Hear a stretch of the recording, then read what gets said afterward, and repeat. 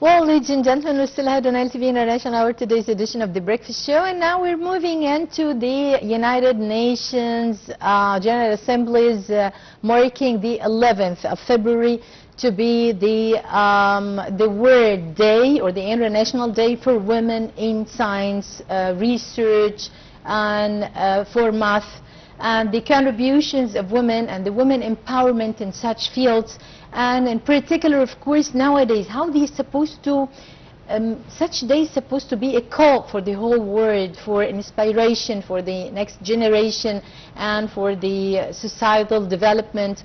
And of course, first of all, for the SDG or the Sustainable Development Goals, how to improve this or how to enhance this. This is what we're going to go through with our prominent guest here in the studio, Dr. Heba Abdel Latif, consultant at the National Cancer Institute.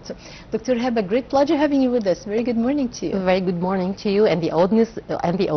Thank you. Well, first of all, marking the 11th of February and the gender equality in science, math, research, by the General Assembly of the United Nations. What does it mean, first of all? Yes, it all started in 2015 by the Royal Academy of Science and Technology, and almost 60 or 70 countries aligned with the UNESCO and the UN for Women, and they said women they represent 50% of the human resources, human power. Only 50%? I believe we're more. Maybe by the contribution they give to their offspring, actually. Yeah. So when we say economic-wise, we said they represent almost 50% of the human resources, and by the political-wise, you know, for example, more governmental policies are aligning with human gender equality, and it aligns with the 5th goal of the SDG. And let me tell you something which may some people or audience they wouldn't know. Intelligence, IQ, it comes from inheritance, mainly maternal, and many of the genetics genes, polygenic genes, are located on the X chromosome. So many researchers are saying that intelligence actually inherited from women. When you empower women and they give them the environmental factors to prosper and be better in their IQ, they will actually inherit this intelligence to their offsprings. Also, this is in contrary to other allegations in which they are claiming that women are less intelligent than the males. So actually, IQ, many researchers are saying that IQ is mainly inherited from women.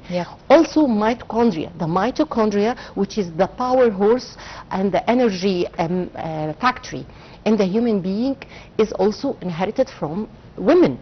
So if you empower women and give them the proper environmental development, they will inherit good quality genes to their offspring. So as you said, it's not only the 50% by statistics, it's the contribution they give to the community. So, and this aligns with the National Day or the International Day for Women in Science and Technology. Yeah.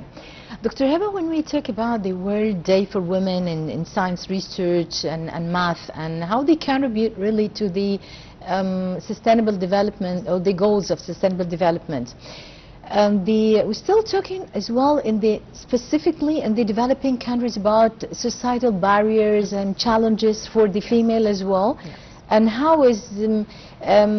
far we are now.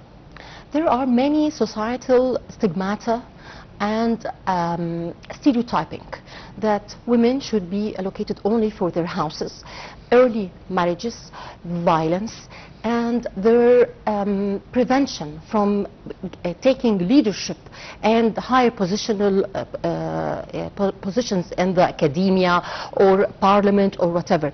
So we aligning or giving a certain day to highlight this important may help in encouraging the countries to change or make national programs to change these stigmata and these stereotypings. And this is actually aligned with the Egyptian national 2030 vision, that empowering women, and it's really, it is very obvious through the National Council of Women in Egypt.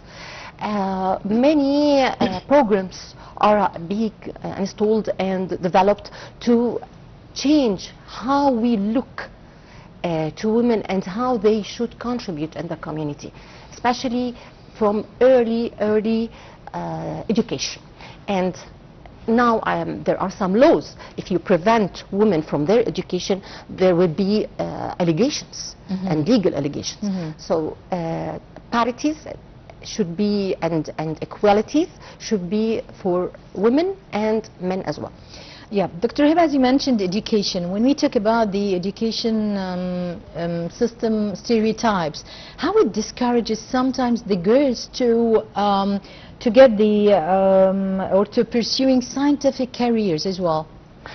You know, some, they say that mathematics, AI and digital field is only allocated or for men, and it is difficult for women, and we should change this. And for example, and highlighting role models, I guess this one of the very important issue. Highlighting role models, for example, Professor Dr. Ma Ashur, she's an Egyptian, really a good role model in physics and astronomy, and it's well known internationally. So we have Marie Curie, from one of the earliest scientists in radiation. Yes, so it is not only allocated for men. No, women can play. If many names internationally and even domestically in Egypt. Yes, for example, abroad. In biology, actually, Professor Dr. Nadia Zakhari, she's a big professor in cancer biology, which is also a very challenging field. So we have a role model. We need mentorship programs, and I guess if we have good mentorship programs, that we allocate highly intelligent females from their early school years, we can develop good programs and good outcomes. Yeah, how we're supposed to, how does the lack of gender diversity in science, for example, impact the innovation, research, outcomes and technology solutions?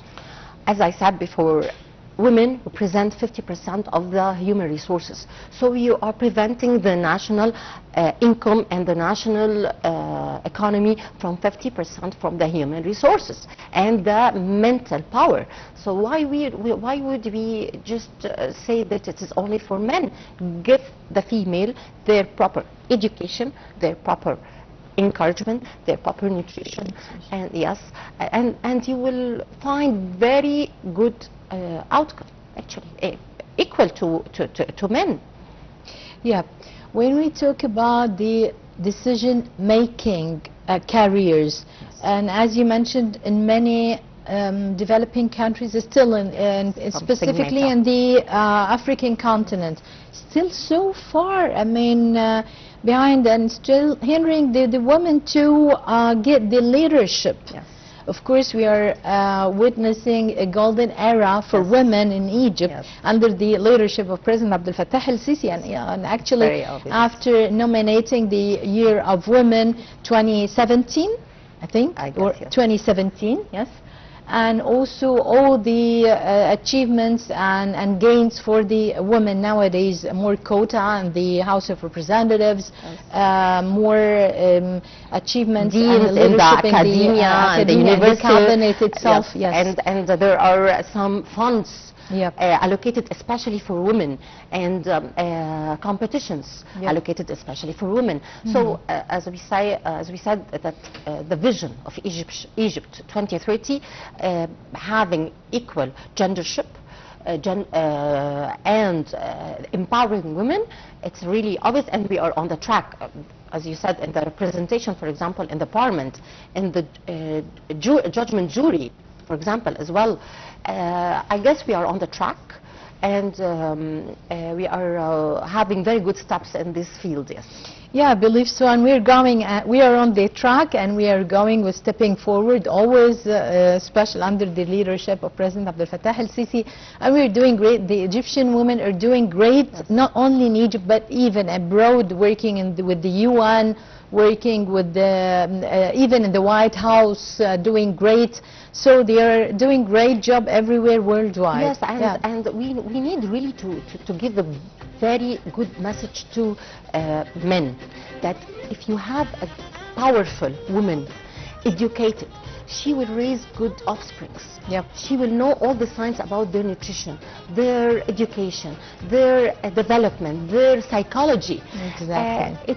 It all, at the end, it sums up in good community. Yeah. Yeah.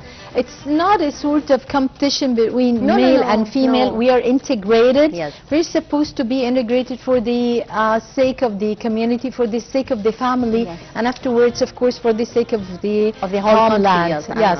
And So, the world. Dr. Heba Abdel, a consultant at the National Cancer Institute, many thanks for being with us and for your time. Thank you. you. Thank Great you. having See you you. with us. Well, ladies and gentlemen, by this we come to the end of our today's edition of The Breakfast Show. Many thanks for watching, and from myself, Hanan Al-Khuli, have a nice day.